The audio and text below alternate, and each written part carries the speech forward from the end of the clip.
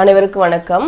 இன்னைக்கு நம்ம என்ன பார்க்க போறோம் அப்படின்னா பாலிட்டியில் அமெண்ட்மெண்ட் ஆஃப் தி கான்ஸ்டியூஷன் பார்க்க போறோம். நம்ம இதுக்கு முன்னாடியே ஆர்டிக்கிள் 1லேருந்து 51 வரைக்கும் ஃபுல்லாக பார்த்துருப்போம். சரியா? அதுக்கப்புறம் சாலின் ஃபீச்சர்ஸ் பார்த்துருப்போம். இன்னைக்கு நம்மளோட இந்தியன் கான்ஸ்டியூஷனை நம்ம எப்படி அமெண்ட்மெண்ட் பண்ணலாம் அப்படின்றத பற்றி பார்க்க போகிறோம். சரியா? ஒரு கான்ஸ்டியூஷன் எப்படி இருக்கணும் அப்படின்னா வர சந்ததிகள் அவங்களோட காலத்துக்கு ஏற்ற மாதிரி மாற்றுற மாதிரியான அந்த கான்ஸ்டியூஷன் இருக்கணும். சரியா? அப்போது ஒரு கான்ஸ்டியூஷன் மஸ்ட் என்ன பண்ண முடியணும், அமெண்ட்மெண்ட் பண்ண முடியணும். அப்படி இருந்தால் தான் அது நல்ல கான்ஸ்டியூஷன். எல்லா கான்ஸ்டியூஷனுமே என்ன பண்ண முடியும், காலத்துக்கு ஏற்ற மாதிரி அமெண்ட்மெண்ட் பண்ண முடியும். சரியா? அதில் நம்மளோட கான்ஸ்டியூஷன் பார்த்தீங்க அப்படின்னா எழுதப்பட்ட அரசியலமைப்பு அப்படின்னு சொல்லுவோம். எழுதப்பட்ட அரசமைப்புலேயே மிக நீண்ட எழுதப்பட்ட அரசமைப்பு அப்படின்னு சொல்கிறோம்.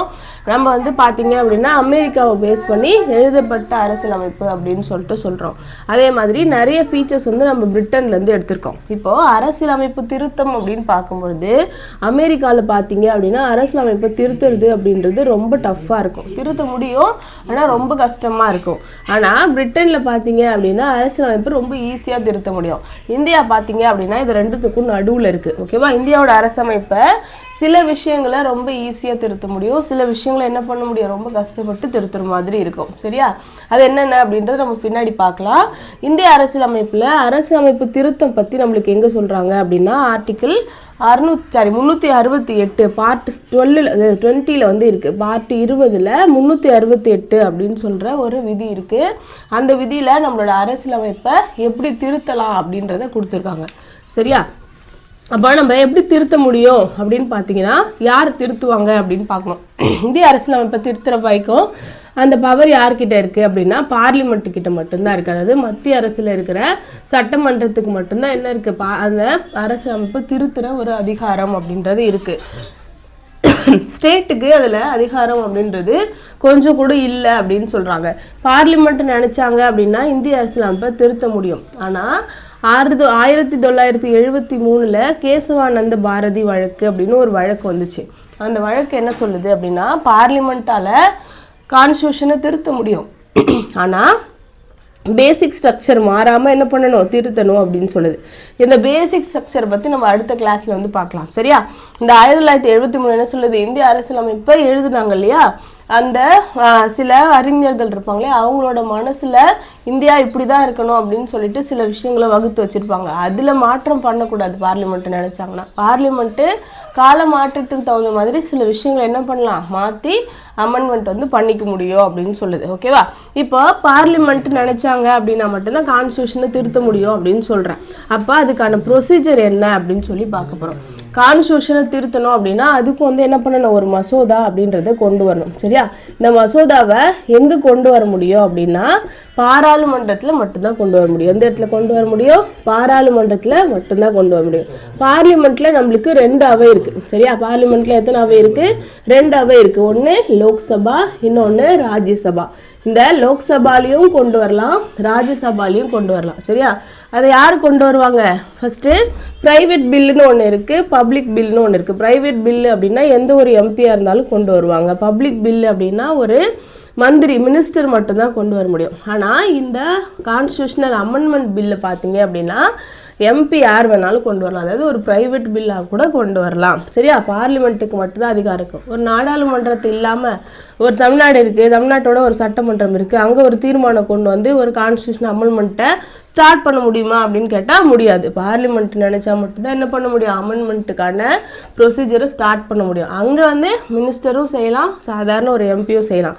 ப்ரைவேட் பில்லாக கூட ஒரு கான்ஸ்டியூஷனல் அமெண்ட்மெண்ட் பில்லை கொண்டு வர முடியும். சரியா? இப்போ பில்லை கொண்டு வந்துட்டாங்க. கொண்டு வர்றதுக்கு சட்ட மசோதா, அதாவது பண மசோதா மாதிரி இப்போ குடியரசுத் தலைவரோட ஒப்புதல் வேணுமா அப்படின்னு கேட்டால் இல்லை. சரியா? பண மசோதாக்கு என்ன சொல்லுவோம், குடியரசுத் தலைவரோட ப்ரியர் ரெக்கமெண்டேஷன் இருந்தால் தான் பண மசோதாவை கொண்டு வர முடியும் அப்படின்னு சொல்லுவோம். ஆனால் இங்கே அப்படி கிடையாது. ஓகேவா? அப்போது பார்லிமெண்ட்டில் ஏதாவது ஒரு அவையில் யாராவது ஒருத்தவங்க என்ன பண்ண முடியும், அந்த அமெண்ட்மெண்ட்டுக்கான பில்லை கொண்டு வர முடியும் அப்படின்னு சொல்கிறாங்க. குடியரசுத் தலைவரோட முன் அனுமதி அப்படின்றது தேவை கிடையாது. சரியா? அடுத்த ஒரு பில்லை லோக்சபாவில் கொண்டு வந்துட்டாங்க. ஃபார் எக்ஸாம்பிளுக்கு லோக்சபாவில் கொண்டு வந்துட்டாங்க அப்படின்னா அது என்ன பண்ணணும் அப்படின்னா இது ஒரு அரசியலமைப்பில் முக்கியமான 368 விதியை பேஸ் பண்ணி இருக்குது அப்படின்னா இதை வந்து என்ன பண்ணணும், ஸ்பெஷல் மெஜாரிட்டி சிறப்பு பெரும்பான்மையில் என்ன பண்ணணும், நிறைவேற்றணும் அப்படின்னு சொல்கிறாங்க. ஸ்பெஷல் மெஜாரிட்டி அப்படின்னா என்ன அப்படின்னு பார்க்கலாம். ஸ்பெஷல் மெஜாரிட்டி அப்படின்னா பார்லிமெண்ட்டில் இருக்கிற அவையில் பாதிக்கும் மேலே என்ன பண்ணணும் அப்படின்னா வந்து ஓட்டு வாங்கியிருக்கணும். சரியா, பார்லிமெண்ட்டில் ஃபார் எக்ஸாம்பிளுக்கு ஒரு 200 பேர் இருக்காங்க அப்படின்னு வச்சுக்கோங்க. 101 பேர் வந்து அதில் வந்து என்ன பண்ணியிருக்கணும், சைன் பண்ணியிருக்கணும். First condition. சரியா, ரெண்டாவது கண்டிஷன் என்ன அப்படின்னா அன்னைக்கு தேதிக்கு வந்திருந்தவங்க. இது பார்லிமெண்ட்டோட டோட்டல் ஸ்ட்ரென்த்து 200 பேர் தான் அப்படின்னு சொல்கிறோம். சரியா, இப்போ ஃபார் எக்ஸாம்பிள் இதில் ஒரு 10 பேர் லீவ் போட்டிருப்பாங்க.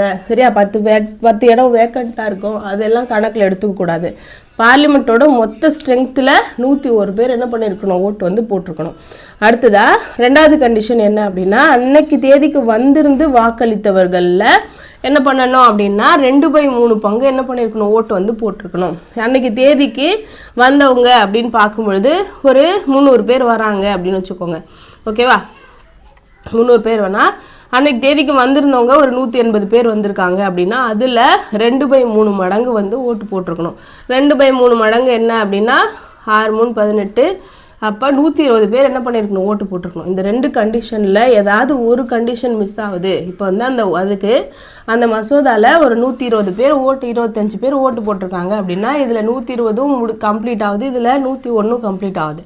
இந்த 2 கண்டிஷனும் கம்ப்ளீட் ஆனால் மட்டும்தான் என்ன பண்ண முடியும், அந்த பில்லை வந்து பாஸ் பண்ண முடியும். சரியா, 2 கண்டிஷன். ஒன்று பார்லிமெண்ட்டில் வந்திருந்து வாக்களித்தவர்களுக்குள்ள 3ல் 2 மடங்கு பேர் ஓட்டு போட்டிருக்கணும். அதே மொத்த ஸ்ட்ரென்த்தில் அந்த ஸ்ட்ரென்த் எவ்வளோ இருக்கணும், பாதிக்கு மேலே இருக்கணும். இந்த 2 கண்டிஷனும் ஃபில் ஆச்சு அப்படின்னா மட்டும்தான் என்ன பண்ண முடியும், அந்த பில்லு அடுத்த சபைக்கு பாஸ் ஆகி போகுது. இப்போ லோக்சபா முடிஞ்சிருச்சு, அடுத்ததான் என்ன பண்ணுவாங்க, ராஜ்யசபாவுக்கு கொண்டு போகிறாங்க. ராஜ்யசபாலையும் அதே தான். அந்த பில்லை வந்து அன்னைக்கு தேதிக்கு வந்தவங்களில் 3ல் 2 பங்கு பேர் வந்து எஸ்ன்னு சொல்லியிருக்கணும். அதே மாதிரி அந்த ராஜ்யசபாவோட மொத்த அவையில் பாதிக்கு மேலே வந்து அவங்க என்ன பண்ணியிருக்கணும், ஓகே வந்து சொல்லியிருக்கணும். இந்த 2 கண்டிஷனும் ஃபில் ஆச்சு அப்படின்னா அது எங்கே போகுது, ராஜ்யசபாவுக்கு போகுது. சரியா, ராஜ்யசபாவுக்குலேருந்து முடிஞ்சதுக்கப்புறம் அது என்ன பண்ணும் அப்படின்னா குடியரசுத் தலைவரோட ஒப்புதலுக்கு போகும். சரியா, பிரசிடெண்ட்டோட ஒப்புதலுக்கு போகுது. பிரசிடெண்ட் என்ன பண்ணணும், அதுக்கு கண்டிப்பாக அவரோட ஒப்புதலை கொடுத்தே ஆகணும் அப்படின்னு சொல்கிறாங்க. சரியா, குடியரசுத் தலைவர் என்ன பண்ணணும், அவரோட ஒப்புதலை கண்டிப்பாக அதில் கொடுத்தே ஆகணும். பிரசிடெண்ட் 2024வது சட்ட திருத்தம் கான்ஸ்டியூஷனல் அமெண்ட்மெண்ட் ஆக்ட் 1971 வந்துச்சு. இது என்ன சொல்லுது அப்படின்னா ஒரு கான்ஸ்டியூஷனல் அமெண்ட்மெண்ட் பில் வந்து பாஸ் ஆகி வருது அப்படின்னா குடியரசுத் தலைவர் உடனடியாக அதுக்கு என்ன பண்ணணும், ஒப்புதல் வந்து கொடுக்கணும். அதை நிறுத்தி வைக்கிறதோ அல்லது அதை வந்து அவர் பாக்கெட்டில் போட்டுக்கிறதோ இல்லை திருப்பி அனுப்புறதோ எதுவுமே பண்ணக்கூடாது அப்படின்னு சொல்லுது. ஓகேவா, அப்போது கான்ஸ்டியூஷனில் குடியரசுத் தலைவரும் என்ன பண்ணுறாரு, பில்லை வந்து ப்ரொடியூஸ் பண்ணிடுறாரு, அதாவது சைன் வந்து போட்டுறாரு. சைன் போட்டதுக்கப்புறம் அது என்னவாகுது, சட்டமாக மாறும். அந்த கான்ஸ்டியூஷன் அமெண்ட்மெண்ட் ஆக்ட் வந்து முன்னாடியே தேதி இட்டு சொல்லியிருக்கலாம், இல்லை இதுக்கப்புறம் இது அமலாகும் அப்படின்னு சொல்லிட்டு அந்த பில்லில் சொல்லியிருப்பாங்க. அதில் என்ன தேதிக்கு சொல்லியிருக்காங்களோ அந்த தேதிக்கு அது என்னவாகும், சட்டமாக ஆயிடும். அதுதான் நம்ம கான்ஸ்டியூஷனல் அமெண்ட்மெண்ட் ஆக்ட் அப்படின்னு சொல்லிட்டு சொல்லுவோம். அது எத்தனாவது, 101வது அப்படின்னு சொல்லி, இப்போ ஜிஎஸ்டிலாம் பார்த்தீங்கன்னா 101வது கான்ஸ்டியூஷனல் அமெண்ட்மெண்ட் ஆக்ட் அப்படின்னு சொல்கிறோம். அது எத்தனாவது அமெண்ட்மெண்ட் அப்படின்னு சொல்லி அதுக்கு பேர் வந்து கொடுத்துருவாங்க. அப்படி தான் நம்மளோட இந்திய அரசியலமைப்பில் கான்ஸ்டியூஷனை வந்து என்ன பண்ணுறாங்க, கொண்டு வராங்க. இப்போ ஆர்டிக்கல் 368 இருக்கு இல்லையா, அந்த 68 என்ன சொல்லுது அப்படின்னா 2 டைப்பான அமெண்ட்மெண்ட் வந்து சொல்லுது. சரியா, ஃபர்ஸ்ட்ல என்ன சொல்லுது அப்படின்னா ஸ்பெஷல் மெஜாரிட்டி அப்படின்னு சொல்லுது. ஓகேவா, சிறப்பு பெரும்பான்மை அப்படின்னு சொல்லுது. ரெண்டாவது என்ன சொல்லுது அப்படின்னா ஸ்பெஷல் மெஜாரிட்டி, அது கூடவே பாதி மாநிலங்களோட ஒப்புதல் அப்படின்னு சொல்லிட்டு சொல்லுது. சரியா, இது ரெண்டுமே வந்து பார்த்தீங்க அப்படின்னா நம்மளோட இந்திய அரசியலமைப்பை ரொம்ப இறுக்கமாக வச்சுருக்கு திருத்தத்திலிருந்து அப்படின்னு சொல்லுவாங்க. ரிஜிட் கேரக்டர் அப்படின்னு சொல்லிட்டு சொல்லுவாங்க. ஓகேவா, பார்லிமெண்ட்டை இந்த மாதிரி திருத்துறது அப்படின்றது ரொம்ப கஷ்டமான விஷயம் அப்படின்னு சொல்கிறாங்க. இந்த மாதிரி மட்டும் தான் நம்ம கான்ஸ்டியூஷன் திருத்த முடியுமா அப்படின்னு கேட்டால் இல்லை. சரியா, நம்மளோட கான்ஸ்டியூஷனில் நிறைய விஷயங்களை நம்ம சிம்பிள் மெஜாரிட்டியிலே என்ன பண்ண முடியும், கொண்டு வந்து திருத்த முடியும் அப்படின்னு சொல்கிறோம். சிம்பிள் மெஜாரிட்டி அப்படின்னா என்னென்னா அன்னைக்கு தேதிக்கு பார்லிமெண்ட்டோட அவைக்கு வந்திருந்து வாக்களித்தவங்க சைன் பண்ணால் போதும். சாதாரணமாக எல்லா சட்டமும் அப்படி தான் செல்லும். எந்த ஒரு சட்டம் போட்டாலும் ஃபஸ்ட்டு என்ன பண்ணுவாங்க, ஒரு மசோதாவை கொண்டு வருவாங்க. அந்த மசோதாவை வந்து என்ன பண்ணுவாங்க, அதில் நிறையா விதியெலாம் இருக்கும். முதல் வாசிப்பு, 2வது வாசிப்பு, 3வது வாசிப்பு, குழு நிலை, அறிக்கை நிலை அப்படின்லாம் இருக்கும்ல. அந்த மாதிரி சாதாரண சட்டத்தை எப்படி கொண்டு வராங்களோ அதே மாதிரி தான் கான்ஸ்டியூஷனல் அமெண்ட்மெண்ட்டுக்கான பில்லையும் கொண்டு வருவாங்க. ஆனால் அது நம்ம கான்ஸ்டியூஷனல் அமெண்ட்மெண்ட் ஆக்ட் அப்படின்னு சொல்ல மாட்டோம். ஏன்னா அது வந்து சாதாரண பெரும்பான்மையிலே வந்து திருத்துறதுனால அது என்ன பண்ணுவாங்க, சட்டத்தை கொண்டு வருவாங்க. அந்த சட்டத்தை கொண்டு வந்ததுக்கப்புறம் அன்னைக்கு தேதிக்கு இருந்து வாக்களிச்சவங்க என்ன பண்ணுவாங்க, சைன் போட்டாங்க அப்படின்னா அது வந்து சட்டமாக ஆகிடும். ஆனால் அதை நம்ம கான்ஸ்டியூஷனல் அமெண்ட்மெண்ட் ஆக்ட்னு சொல்ல மாட்டோம். ஏன் அப்படின்னா நிறைய விஷயங்கள் அதில் பண்ணுறதுனால. ஃபார் எக்ஸாம்பிள் பார்லிமெண்ட்டு இருக்குது, ஓகேவா? பார்லிமெண்ட்டில் குவாரம் எவ்வளோ இருக்கணும்? பார்லிமெண்ட்டில் இப்போதைக்கு 10ல் 1 பங்கு குவாரம் இருக்கணும் அப்படின்னு சொல்கிறோம், சரியா? அந்த மாதிரி குவாரம் இன்க்ரீஸ் பண்ணுறதுக்கு, அடுத்தது வந்து பார்லிமெண்ட்டில் இருக்கிற மினிஸ்டர்ஸ்க்கு, எம்பிக்கு, அவங்களுக்குலாம் வந்து சம்பளம், படிகள் அதெல்லாம் இன்க்ரீஸ் பண்ணுறதுக்கு, ஏதாவது ஒரு பார்லிமெண்ட்டில் ஒரு சட்ட நடவடிக்கை இருக்கும், அவங்களோட ப்ரொசீஜர்ஸ் இருக்கும், அதை வந்து என்ன பண்ணுறது, சரி பண்ணுறது, இந்த மாதிரி விஷயங்கள் எல்லாம் பார்த்தீங்க அப்படின்னா சாதாரணமாக வந்து ஒரு சின்ன சட்டம் போடுற மாதிரியே பண்ணுவாங்க. அதெல்லாம் வந்து கான்ஸ்டியூஷன் அமெண்ட்மெண்ட் அப்படின்னு சொல்ல மாட்டாங்க. அடுத்தது ஒரு மாநிலம் இருக்குது, அந்த மாநிலத்தை புதுசாக இந்தியாவிலேயே இல்லாத ஒரு மாநிலத்தை இந்தியா கூட சேர்க்குறாங்க. ஃபார் எக்ஸாம்பிள் பாகிஸ்தானில் போயிட்டு ஒரு இடத்த இப்போ பிடிக்கிறாங்கன்னு வச்சுக்கோங்களேன், ஒரு போரில் அந்த பகுதியை வந்து இந்தியா கூட சேர்க்குறாங்க. அப்போ அதுக்கு கான்ஸ்டியூஷனல் அமெண்ட்மெண்ட் ஆக்ட் வேணுமா அப்படின்னு கேட்டால் தேவையில்லை. சாதாரண ஒரு சட்டம் போட்டு இந்தியா கூட அந்த பாகிஸ்தானோட ஒரு பகுதியை சேர்த்துப்பாங்க.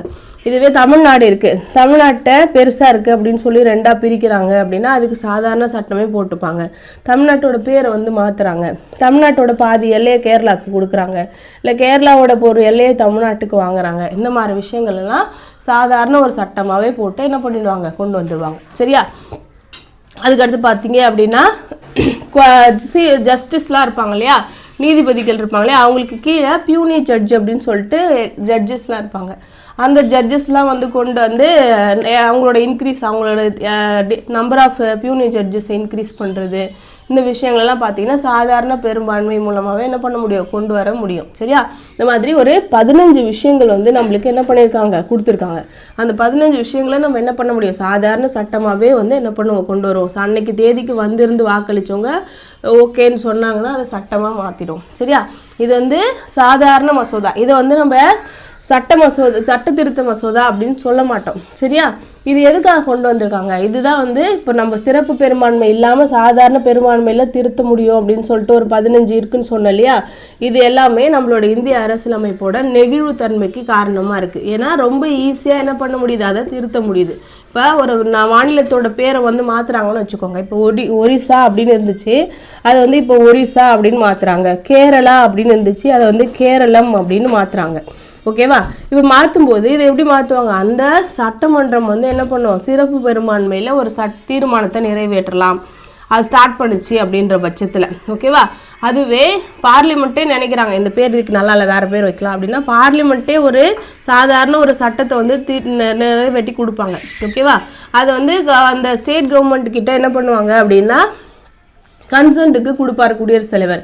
அவங்க அதை ஒப்புதல் கொடுத்தாலும் இல்லை வேணான்னு சொன்னாலும் என்ன பண்ணுவாங்க, பார்லிமெண்ட்டு அதை வந்து ஒரு சாதாரண சட்டத்திலே வந்து என்ன பண்ணிடுவாங்க, அதோட பேரையோ அல்லது எல்லையோ மாற்றுவாங்க, சரியா? அப்போது இந்த மாதிரி நிறைய விஷயங்கள் பண்ணும்போது அமெண்ட்மெண்ட்டோட சாதாரண சட்டமாகவே என்ன பண்ண முடியும், மாற்ற முடியும், சரியா? அடுத்ததா நம்மளுக்கு சிறப்பு பெரும்பான்மை பற்றி பார்க்க போகிறோம். ஆர்டிக்கிள் 368 2 விஷயங்களை சொல்லுது அப்படின்னு நான் சொன்னேன் இல்லையா, அது என்னென்ன அப்படின்னு பார்க்குறோம். 368 ஃபஸ்ட்டு என்ன விஷயம் சொல்லுது அப்படின்னா சிறப்பு பெரும்பான்மை. சிறப்பு பெரும்பான்மை நான் முன்னாடியே சொன்னேன். சிறப்பு பெரும்பான்மை அப்படின்றது வந்திருந்து வாக்களித்தவங்கள 2ல் 3 பங்கு பேர் ஓட்டு போட்டிருக்கணும். லோக்சபாவோட அல்லது ராஜ்யசபாவோட மொத்த மெம்பரில் பாதிக்கும் மேலே வந்து என்ன பண்ணியிருக்கணும், ஓட்டு வந்து போட்டிருக்கணும். இந்த 2 கண்டிஷனும் ஃபில்ஃபில் ஆச்சு அப்படின்னா மட்டும்தான் இது வந்து செல்லும் அப்படின்னு சொல்கிறோம். அதே மாதிரி 2வது விஷயம் என்ன, சிறப்பு பெரும்பான்மையிலே நிறைவேற்றுவாங்க. நிறைவேற்றி முடிச்சதுக்கு அப்புறமும் கூட 28 மாநிலம் இருக்குது அப்படின்னா அதில் 14 மாநிலத்துக்கு கூட ஒரு மாநிலம் 15 மாநிலம் என்ன பண்ணணும், அதுக்கு ஒப்புதல் கொடுக்கணும், சரியா? பாதி மாநிலங்கள் வந்து என்ன பண்ணணும், ஒப்புதல் வந்து கொடுக்கணும், ஓகேவா? இது 2ம் பண்ணுச்சு அப்படின்னா தான் வந்து இந்த ஒரு சட்டம் வந்து செல்லும், அதாவது அமெண்ட்மெண்ட் ஆக்ட் வந்து வரும், ஓகேவா? குடியரசுத் தலைவரோட சைனுக்கே போகும் அப்படின்னு சொல்கிறாங்க. இந்த 2 இடத்துலையுமே பார்த்தீங்க அப்படின்னா ஜாயின்ட் சிட்டிங்க்கு நாட் அலவுட் அப்படின்னு சொல்கிறாங்க. ஜாயின்ட் சிட்டிங்னா என்னது, இப்போ லோக்சபாவில் ஒரு சட்டத்தை இயற்றி மேலே கொண்டு போகிறாங்க. ஆனால் மேலே ராஜ்யசபா அதை ஏற்றுக்கவே மாட்டுறாங்க. இல்லை ராஜ்யசபாவில் ஒரு சட்டத்தை ஏற்றுறாங்க, அதை லோக்சபாவில் ஏற்றுக்கவே மாட்டுறாங்க.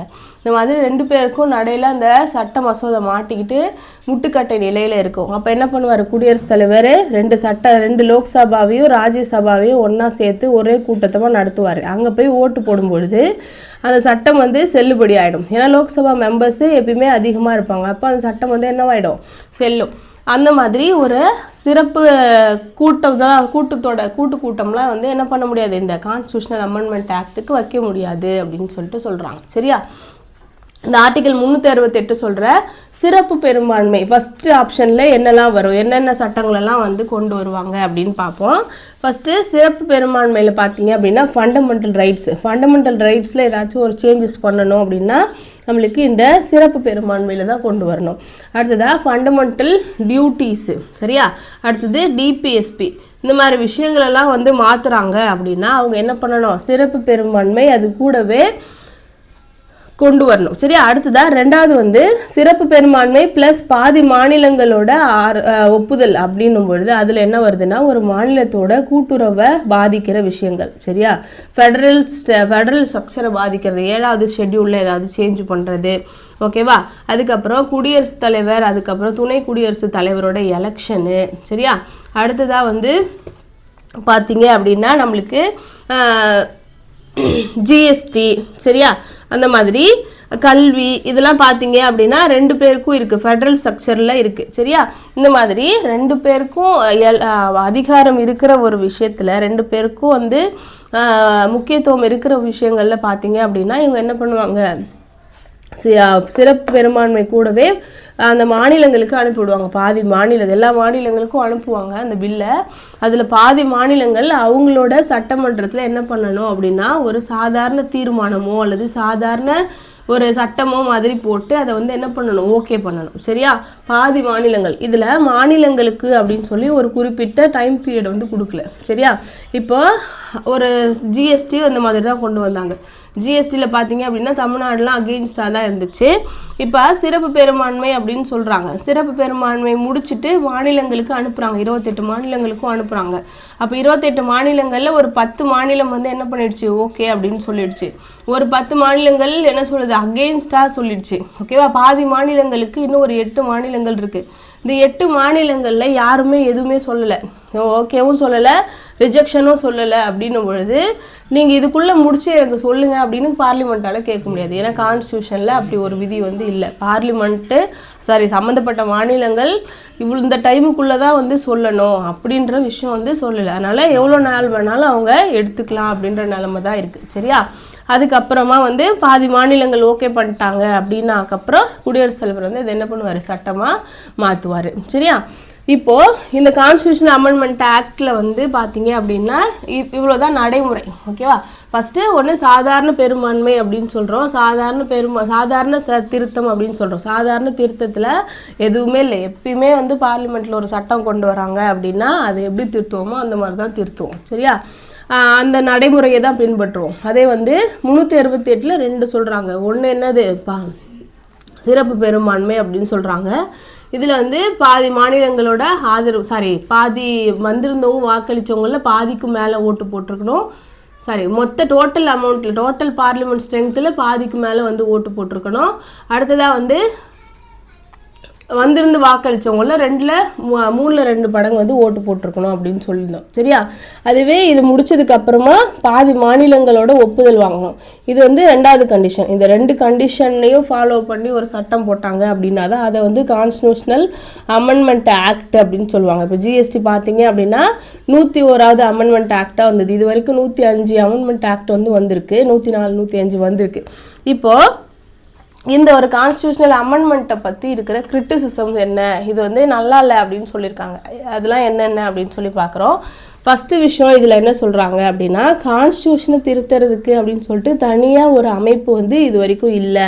இது வந்து மிகப்பெரிய டிராபேக் அப்படின்னு சொல்கிறாங்க. பார்லிமெண்ட்டே வந்து அவங்களுக்கு தேவையான அளவுக்கு சட்டங்களை இயற்றிக்கிறாங்க, அவங்க தேவையான மாதிரி கான்ஸ்டியூஷனை திருத்திக்கிறாங்க அப்படின்றது ஃபஸ்ட்டு ஒரு கம்ப்ளைண்ட்டாக இருக்குது. இப்போ அமெரிக்காவில் பார்த்தீங்க அப்படின்னா அரசியலமைப்பை திருத்துறதுக்கு அப்படின்னு சொல்லிட்டு ஒரு அமைப்பே வந்து இருக்குது அப்படின்னு சொல்கிறாங்க. அந்த மாதிரி ஒரு அமைப்பு இந்தியாவில் கிடையாது. அது வந்து ஃபஸ்ட்டு டிராபேக் அப்படின்னு சொல்கிறாங்க. ரெண்டாவது விஷயம், இந்தியாவில் நிறைய சட்டங்களை என்ன பண்ணுறோம் அப்படின்னா சாதாரண பெரும்பான்மையை வச்சே திருத்திக்கிறோம். சரியா? சாதாரண சட்டம் எப்படி ஒரு நார்மலாக ஒரு சட்டம் எப்படி வருமோ அதே மாதிரி தான் கான்ஸ்டியூஷன் அமெண்ட்மெண்ட்டையும் வந்து என்ன பண்ணுறோம், ஈஸியாக பண்ணிடுறோம் அப்படின்னு சொல்கிறாங்க. சில விஷயங்களுக்கு தான் இந்த 368 நம்ம யூஸ் பண்ணுறோம்.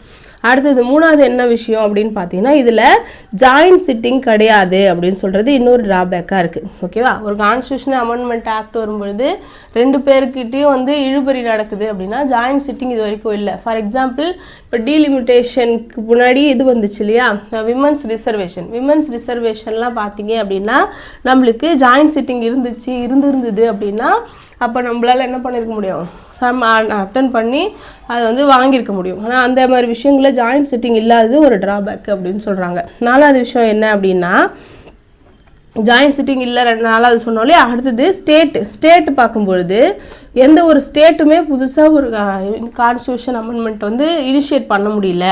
ஏன்னா அமெரிக்காலலாம் பார்த்தீங்க அப்படின்னா எந்த ஒரு ஸ்டேட்டும் வந்து என்ன பண்ணலாம், கான்ஸ்டியூஷனில் அமெண்ட்மெண்ட் பண்ணுறதுக்கு ஒரு தீர்மானத்தை நிறைவேற்றி சென்ட்ரல் கவர்மெண்ட்டுக்கு கொடுக்கலாம்.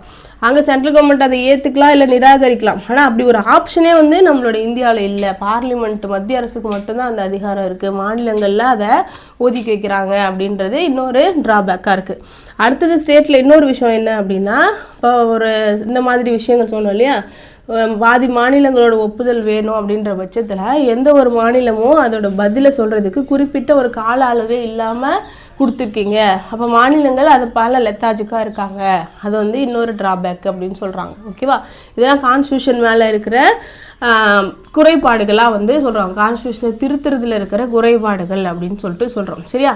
இதை பற்றி நிறைய பேர் என்ன சொல்லியிருக்காங்க அப்படின்னா இதில் ஜவஹர்லால் நேரு என்ன சொல்கிறாரு அப்படின்னா நம்மளோட அமெண்ட்மெண்ட்டை பற்றி பார்க்கும்போது ஒரு நாடு வளர்ச்சியை நோக்கி போகணும் அப்படின்னா கண்டிப்பாக கான்ஸ்டியூஷனை திருத்தணும். நம்ம கான்ஸ்டியூஷனை ரொம்ப ரிஜிடாக வச்சுருந்தோம், இறுக்கமாக வச்சுருந்தோம் அப்படின்னா அந்த நாட்டால் வளரவே முடியாது. அப்போ கான்ஸ்டியூஷனை திருத்துற நடைமுறையை நெகிழ்வாக வச்சுருக்கிறது அப்படின்றது ஒரு நாட்டோட வளர்ச்சிக்கு ரொம்ப முக்கியம் அப்படின்னு சொல்கிறாரு. அதே தான் அம்பேத்கரும் சொல்கிறாரு. இப்போ Australia, south Africa, America, Canada இவங்களோட கான்ஸ்டியூஷனை விட நம்மளோட கான்ஸ்டியூஷன் வந்து முன்னாடி இருக்குது அப்படின்றதுக்கு காரணமே நம்மளோட இந்த நெகிழ்வுத்தன்மை தான். அது வந்து நம்ம குறையாக எடுத்துக்கக்கூடாது அப்படின்னு சொல்கிறாரு. அதே மாதிரி இதை பற்றி ஐவர் ஜென்னிங்ஸ் வந்து சொல்லியிருக்காரு. இதுவுமே வந்து கான்ஸ்டியூஷனை திருத்துற நடைமுறை வந்து ரொம்பவே வந்து நல்லா இருக்குது அப்படின்ற மாதிரி சொல்லியிருக்காரு. ஓகேவா? அவங்களோட குவாட்ஸ்லாம் நான் வந்து தனியாக எடுத்து பக்கத்தில் உங்களுக்கு பிக்சராக வந்து போடுறேன். அது நீங்கள் அப்படியே படிச்சுக்கிறது ரொம்ப நல்லது. ஏன்னா லக்ஷ்மிகாந்த் புக்கில் இருக்குது. அதை நீங்கள் அப்படியே எடுத்து எழுதிக்கிட்டீங்க அப்படின்னா உங்களுக்கு எக்ஸாம் பாயிண்ட் ஆஃப் வியூவில் யூஸ்ஃபுல்லாக இருக்கும். சரியா? அவங்களோட சாரை மட்டும் நான் சொல்லிடுறேன். அடுத்த கிளாஸில் நம்ம பேசிக் ஸ்ட்ரக்சர் வந்து பார்க்குறோம். ஏன்னா கான்ஸ்டியூஷனை திருத்தும் போது எல்லா இடத்துலையுமே வர்ற ஒரு வார்த்தை இந்த பேசிக் ஸ்ட்ரக்சர். கூட நம்மளோட இந்திய அரசியலமைப்பில் பேசிக் ஸ்ட்ரக்சர்னு ஒரு வார்த்தை இருக்குதா அப்படின்னு கேட்டால் இல்லை. அதுக்கப்புறம் நிறைய கேசஸில் வரும். ஃபஸ்ட்டு 1973 கேசவானந்த பாரதி கேஸில் தான் ஃபஸ்ட்டு பேசிக் ஸ்ட்ரக்சர் அப்படின்ற வார்த்தையை கொண்டு வராங்க. அப்போ இந்திய அரசியலமைப்போட பேசிக் ஸ்ட்ரக்சர் மாறாமல் திருத்துங்க, பேசிக் ஸ்ட்ரக்சர் அடிப்படக்கூடாது அப்படின்றது எல்லா கேஸ்லேயும் வந்து அடிக்கோடிட்டு காட்டிகிட்டே வருவாங்க. பின்னாடி வந்து நிறைய கேஸில் ஒரு விஷயமும் பேசிக் ஸ்ட்ரக்சர்னு சேர்த்தாங்க. அந்த எல்லா விஷயத்தையும் நம்ம அடுத்த கிளாஸில் பார்ப்போம். சரியா? இந்த வீடியோ உங்களுக்கு யூஸ்ஃபுல்லாக இருந்துச்சு அப்படின்னா கீழே கமெண்ட்ஸில் கண்டிப்பாக சொல்லுங்கள். நம்ம நெக்ஸ்ட் வீடியோவில் பார்க்கலாம். தேங்க்யூ.